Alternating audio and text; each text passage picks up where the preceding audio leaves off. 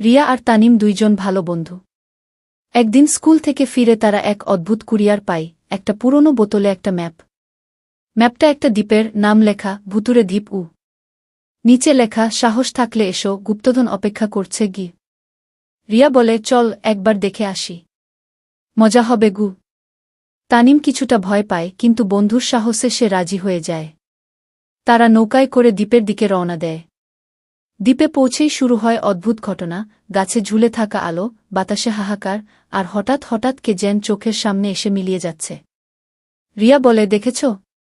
এটা শুধু বাতাস না, কেউ আমাদের দেখে বেড়াচ্ছে গি।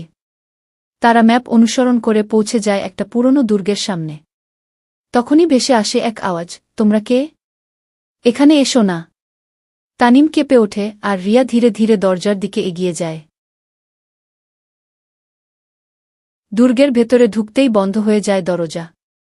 অন্ধকারে এক জোড়া লাল চোখ তাদের দিকে তাকিয়ে আছে।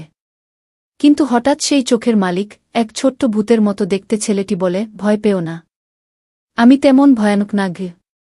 তার নাম ভূত। ভূত বলল, আমি এই দ্বীপে একাই থাকি, কেউ আসে না, তাই আমি ম্যাপ পাঠিয়েছিলাম বন্ধু খুঁজতে গু। রিয়া আর তানিম প্রথমে একটু সন্দেহ করে, কিন্তু ভূত খুবই দুষ্টুমিষ্টি আর মজার ভূত। সে তাদের নিয়ে যায় গুপ্তধনের ঘরে। সেখানে শুধু সোনাদানা নয়, এক রহস্যময় আয়না ছিল। ভূত জানায়, এই আয়না তোমাদের অন্য জগতে নিয়ে যেতে পারে, চাইলে নতুন অ্যাডভেঞ্চারে যেতে পারো। তানিম বলে, কিন্তু এবার আমাদের স্কুলে যেতে হবে, আমরা আবার আসব। রিয়া হেসে বলে, তুমি আমাদের বন্ধু হয়ে গেলে তো। তারা আয়নায় ছুঁয়ে ফিরে আসে নিজের ঘরে ঠিক সময় মতো। কিন্তু জানালার বাইরে তখনও সেই দ্বীপের আলো দেখা যাচ্ছে। গল্পটি ভালো লাগলে লাইক, সাবস্ক্রাইব এবং বেল বাটনে চাপ দিয়ে আমাদের সাথে থাকুন।